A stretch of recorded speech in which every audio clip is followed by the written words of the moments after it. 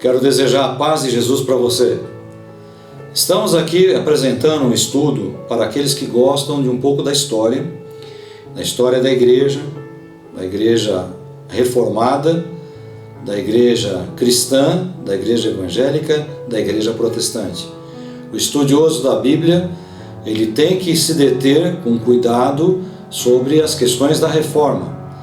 Falei em alguns estudos, tem aí na minha lista de estudos bíblicos, na playlist da Igreja Batista Renovada Água da Vida, Aprendendo com a Bíblia, um estudo, uma apresentação interessante sobre a reforma na questão da educação.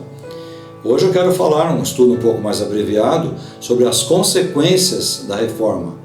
A reforma para nós, para alguns, ela trata da base da denominação batista. Alguns outros, isso também será um outro estudo que faremos mais adiante, alguns outros acreditam que o batista ele é antes da reforma. Alguns creem que todas as denominações vieram da reforma. Enfim, nós não vamos ficar discutindo isso agora. Mas a reforma protestante, Lutero, se levanta contra a igreja romana, pendura aquelas teses, prega aquelas teses, e a partir disso há um movimento que passou a ter esse nome, Reforma Protestante, porque ele protestou contra a igreja romana. Então isso trouxe algumas consequências no mundo tanto histórico como no mundo religioso. Então vamos ver algumas consequências, aspectos práticos e aspectos teóricos da Reforma Protestante. Então vamos lá. No primeiro slide eu quero falar um pouquinho sobre Lutero. Ele era um bispo contra as intolerâncias da Igreja Católica Romana. Então ele viu algumas coisas erradas, se indignou contra essas coisas erradas, e é onde ele vai e pega esses 95 questionamentos, alguns falam teses, contra principalmente a venda de indulgências que acontecia através da Igreja Católica. Tetzel, um dominiciano, que foi até Wittenberg vender indulgências, teve o repúdio de Lutero, que se levantou contra este e formulou então 95 questões, 95 teses contra esses abusos da Igreja Romana. Estou aqui acompanhando o slide primeiro aqui que você pode acompanhar. Em 1517, dia 31/10, essas teses são afixadas na entrada da catedral da escola de Wittenberg, onde funcionava a catedral e funcionava um instituto de ensino bíblico. Não era apenas Lutero era um dos insatisfeitos. Então Lutero, todo esse movimento de reforma, ele é o agente, é aquele que pega e coloca em prática a insatisfação de outros padres, de outros monges e de outras pessoas que não suportavam mais ver a ação da Igreja Romana, principalmente sobre o povo pobre, a plebe, pessoas do campo, camponeses, que eram alvo dos abusos dessas vendas de indulgências e outras coisas que a Igreja Católica fazia. Em 1518 ele foi acusado de heresia e foi convocado para apresentar-se diante da figura papal. Em 1519 ele teve um debate onde ele questionou publicamente a infalibilidade papal. O que foi a infalibilidade papal? Ela se deu no transcorrer da história da igreja. Não vou me lembrar agora exatamente na data, mas foi algo que veio depois da formulação da igreja. A igreja não creu e nem formulou a figura papal. A figura papal, ela surgiu com o passar do tempo, e também a chamada infalibilidade papal, ou seja, o Papa era um homem infalível, um tipo de Cristo ou representante de Deus na terra. Lutero questiona publicamente essa infalibilidade papal, e isso leva ele ainda mais a ser tido como um homem herege e um combatente à Igreja Católica Romana.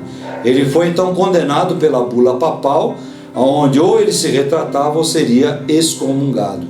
Em 1521, durante a chamada Dieta de Worms, ele reafirma as suas posições, ou seja, durante essa assembleia, durante essa reunião, ele teve a oportunidade de se retratar, mas ao invés de se retratar, ele vai e reforça os seus questionamentos e a sua indignação com relação à posição da Igreja Romana.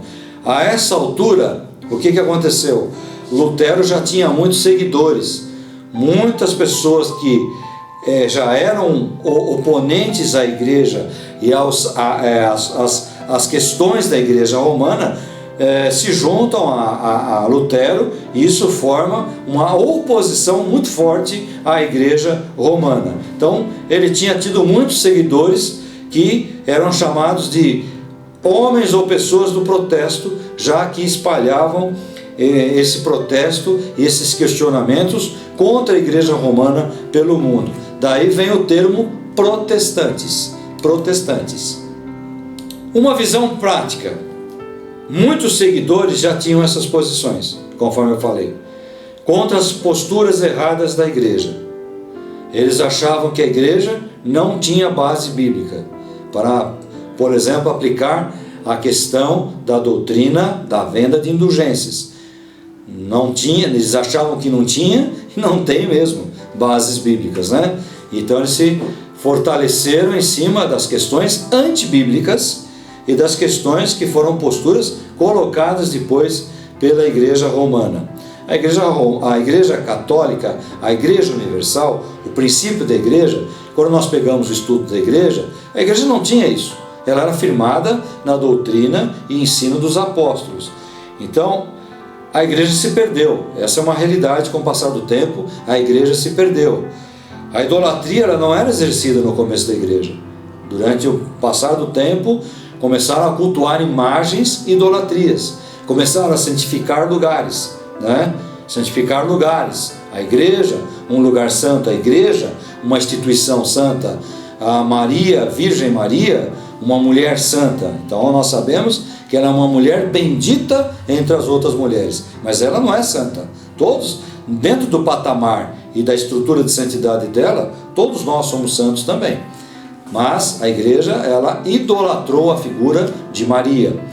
E contra tudo isso, algumas pessoas foram tolerando, mas chegou um ponto em que a intolerância os levou a essa série de protestos. Dentre esses caras estava Lutero, tá? Lutero era um monge, mas ele já era um professor na escola de Wittenberg. Então ele era um camarada que já tinha uma certa posição dentro de todo esse questionamento. Entre o povo a coisa também não andava bem, porque o próprio povo que não tinha acesso à escritura, como nós temos hoje, questionava algumas posições da igreja. Mas como? Não é? Alguns papas, algumas figuras da igreja, depois a igreja criou também as hierarquias, algo que você não encontra na Bíblia. Jesus não deixou hierarquia nenhuma, mas a igreja criou o cardeal, o bispo, o arcebispo, etc.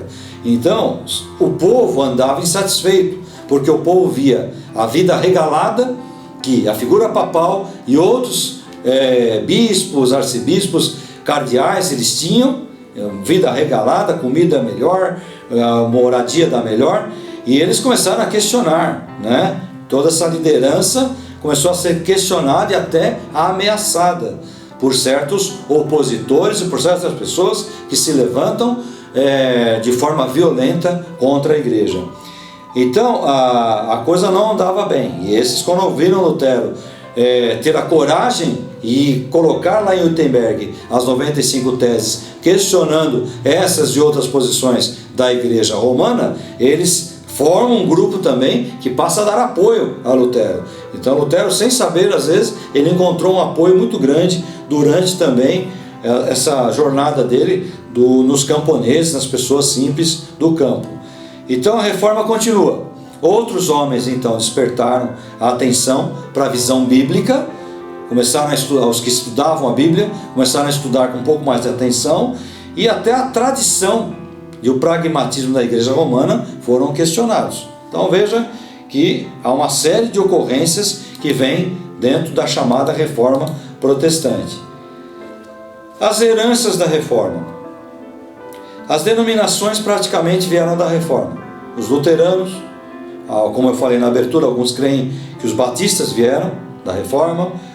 Alguns presbiterianos, creem que a igreja presbiteriana é uma igreja herança da Reforma. Os anglicanos e outros, principalmente os luteranos. A igreja luterana, ela é uma igreja reformada. Ela pegou o catolicismo, as doutrinas católicas e deu uma reformada, Ou seja, você entra em algumas igrejas luteranas, elas têm nome de santos, elas possuem estátuas dentro das igrejas, idolatria dentro das igrejas, porém a visão bíblica ela é reforçada em detrimento das aplicações ideológicas da igreja romana.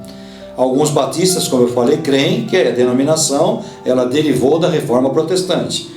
A Bíblia escrita, ou seja, o acesso através da imprensa de Gutenberg e acessando a Bíblia, ou tornando acessível a Bíblia ao povo, à plebe, vamos dizer assim, ela destronou aquelas doutrinas questionadas por Lutero. Acabou de destronar aquilo que Lutero questionou. Então o povo com acesso à Escritura começa a ter uma visão maior. E talvez a maior herança, a melhor herança da Reforma Protestante foi a Bíblia na mão do povo. Porque até então a Bíblia era exclusividade de alguns estudiosos, de uma hierarquia dentro da própria igreja romana. O renascimento do autêntico cristianismo bíblico.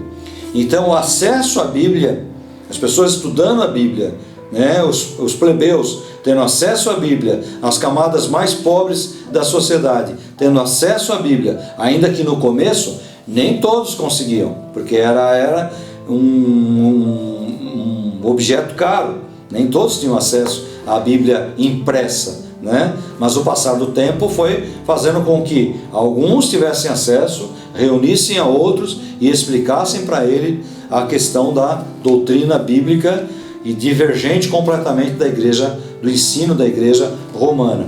Então o renascimento do autêntico cristianismo bíblico, ele começa a se espalhar pelo mundo. Nós não tínhamos as redes como nós temos hoje, o acesso como nós temos hoje, é óbvio. Mas de boca em boca, de lugarejo em lugarejo, de povoado em povoado, foi chegando a mensagem. As pessoas mais abastadas, que queriam uma reforma na igreja, começaram a ler a Bíblia, começaram a apresentar a Bíblia para camadas da sociedade, e essas foram se libertando dos ensinos da escravidão da igreja romana. É bom fazer um parêntese que cristãos sempre continuaram à margem da igreja romana. Cristãos que talvez nasceram com a igreja apostólica e começaram a ver os desvios, cristãos ficaram à margem desses desvios. Daí é onde muitos batistas acreditarem que não são herança da reforma, são herança desses cristãos primitivos, desses anabatistas que rebatizavam, que não acreditavam na fé católica. Então quando alguém entendia a fé original dos apóstolos, eles saíam da igreja romana e negavam o batismo romano e eram rebatizados dentro da igreja cristã. Daí o nome anabatista, ou seja, aqueles que rebatizam, aqueles que batizam novamente. Então o batismo da igreja romana se tornou um batismo insano e não aceitável pelos protestantes, pelos da reforma e por esses cristãos também que andaram sempre à margem da igreja católica e que viram na reforma uma forma de retorno àquele cristianismo autêntico, o cristianismo apostólico. Então abraçaram também a reforma, vestiram também a roupagem da reforma. E esses cristãos, eles então também muitos se tornaram adeptos da reforma. Muitos continuaram independentes, ao lado e à margem de qualquer coisa que envolvia a igreja romana e a igreja reformada.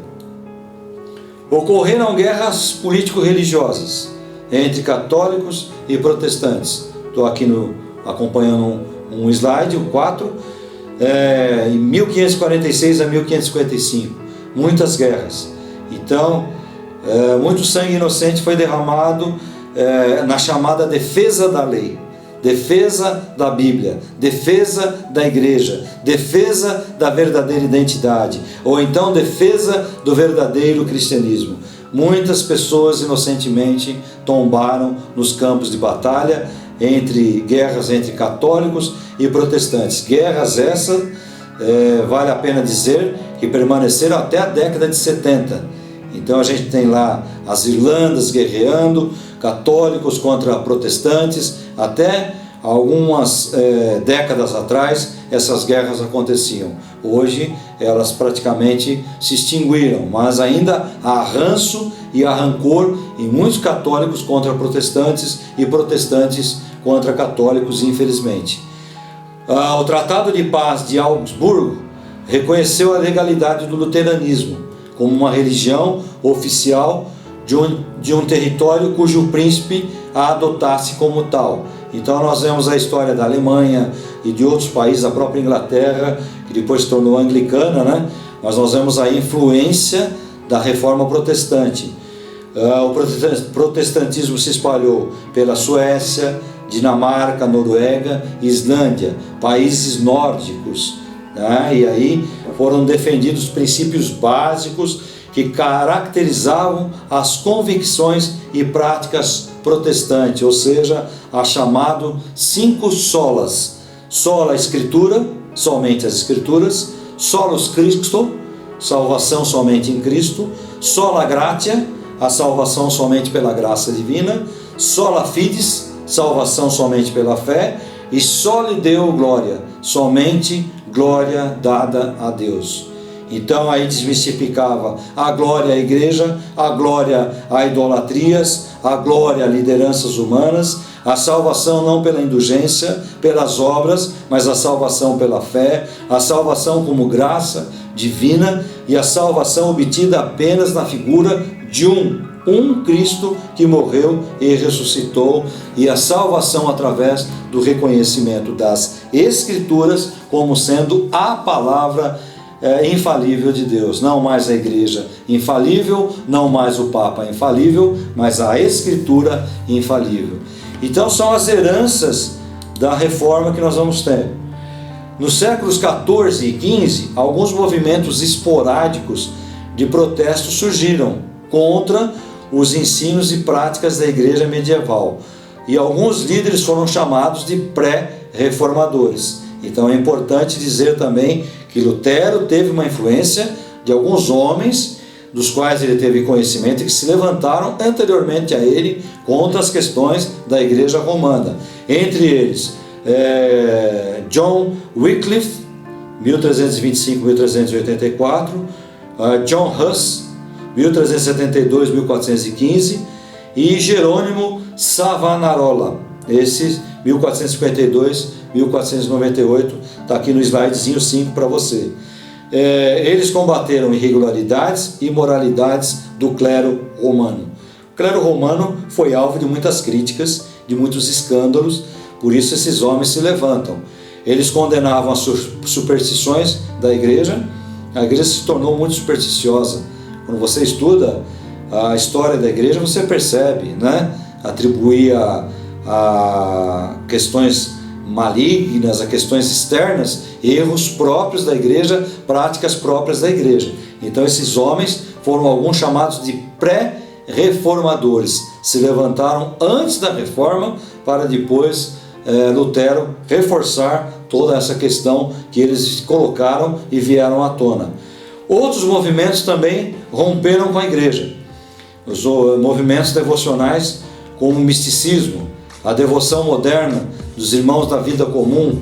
Também nasceu interesse em estudar as obras da antiguidade pelos renascentistas, e isso levou alguns humanistas bíblicos ao estudo da Bíblia nas línguas originais.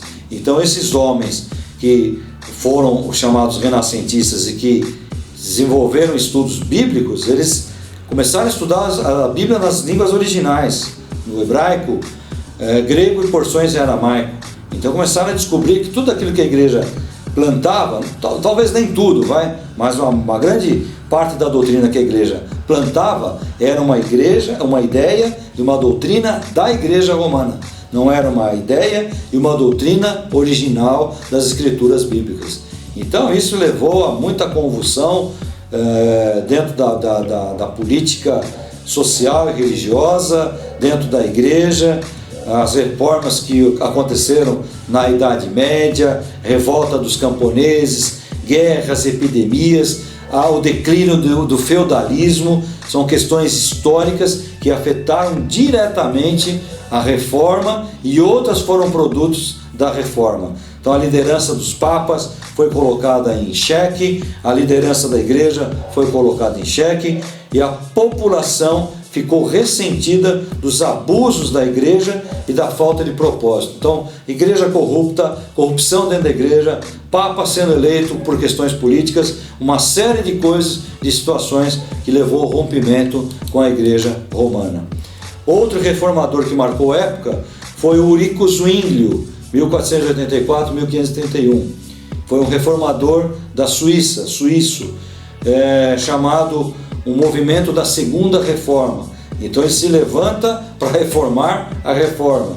Deu origem a muitas igrejas reformadas, tanto na Suíça alemã como no sul da Alemanha. Promoveu mudanças radicais, muito mais radicais que os luteranos. Os reformadores radicais, ou anabatistas, como nós citamos, rebatizadores, geraram o terceiro movimento reformado, também em Zurique, Suíça, sendo mais fanáticos, entusiastas e radicais. Os anabatistas defenderam a separação completa entre igreja e Estado. Há quem diga, inclusive, como eu citei anteriormente, que os anabatistas são anteriores até mesmo à própria questão da reforma. Enfim, demos um passeio falando um pouquinho sobre a reforma, as consequências, um estudo muito mais voltado para a área política do que para a área espiritual, mas que nos atinge de forma direta, porque muitos consideram a Igreja Batista uma igreja proveniente da Reforma. Então, muito interessante nós entendermos esse contexto. Esse estudo serve para você que gosta de história, que se interessa por história, despertar em você o desejo de mergulhar nas áreas da história secular da igreja, da história apostólica da igreja e descobrir o que o movimento de reforma gerou dentro da igreja, nos movimentos que vieram pós-reforma, pós-reformatórios, e na influência que tem sobre a igreja cristã nos dias de hoje. A maior herança da reforma, eu reforço, foi a Bíblia impressa. Essa foi, com certeza, a maior herança da reforma, porque ela deu oportunidade para que a Bíblia pudesse atingir outras camadas da sociedade que até então não tinham acesso à Escritura Sagrada.